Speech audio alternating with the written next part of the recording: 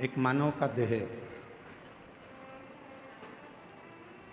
और उस मानव के देह में भगवान शिव की अविरल भक्ति पूरे जीवन में मनुष्य के शरीर में यदि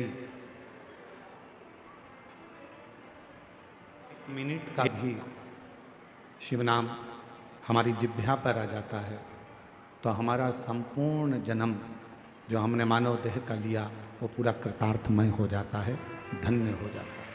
कई लोग कह देते हैं हमने इतना भजन करा है हमें परमात्मा लेने आएगा, मैंने इतना भजन करा है मुझे भगवान लेने के लिए आएगा, मैंने इतना तप करा है मुझे परमात्मा दर्शन देने के लिए नहीं आ सकता, कभी भी नहीं आ सकता। यदि आपके मुख से आपने किसी को बद्दुआ दी है, आप शब्द कहा है, ताना दिया है, आड़ा टेढ़ा बोला है, तो मेरा परमात्मा मेरी देवी कभी तुम्हारे सामने प्रकट नहीं हो सकती, तुम्हारे सामने आ ही नहीं सकती। ना तुम्हें दर्शन देगी ना तुम्हें मुक्ति। विक्रम बेताल की कथा किस किसने देखी टीवी पर? विक्रम बेताल नाटक आता था, सीरियल आता था, आज भी डला होगा यूट्यूब पर। उसका सबसे बड़ा एक ही चीज थी, क्या थी? तू बोला मैं चला। बस वो विक्रम बेताल की कथा संत को याद कर लेना चाहिए, एक अच्छे साधु को याद कर लेना चाहिए। हमारे मुख से अपशब्द निकला पर हमारा पुण्य चला। तू बोला मैं चला, तूने अपशब्द बोला, तूने बद्दुआ दी, तूने श्राप दिया, तूने आड़ा टेढ़ा बोला और वो पुण्य हमारा पूरा चले गया, फिर वो पुण्य नहीं है।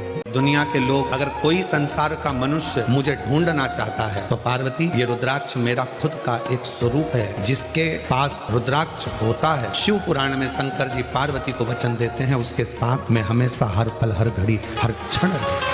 शादी के समय पर मंगलसूत्र गले में पहनाया जाता है। क्यों पहनाते हैं मंगलसूत्र? क्योंकि उस मंगलसूत्र में कुछ दाने काले होते हैं, कुछ दाने पीले होते हैं, कुछ दाने सोने के होते हैं पीले कलर के, कुछ काले कलर के, और बीच में एक छोटा सा पेंडिल हो जाता है। मंगलसूत्र शादी के मंडप में लड़का लड़की को इसलिए पहनाता है कि इस मंगलसूत्र को तुम देख लो, जैसा ये मंगलसूत्र है वैसा ही हमारा जीवन रहेगा। कुछ दिन काले रहेंगे, कुछ दिन पीले रहेंगे, कुछ दिन सुख के रहेंगे, कुछ दिन दुख के रहेंगे। पर चिंता मत करना, ये सुख और दुख के दिनों में जब हम पूर्ण तरह से निकल जाएंगे तब आखिरी में एक पेंडिल आता है, उसी तरह फिर हमारी जिंदगी में एक आनंद का दिन जरूर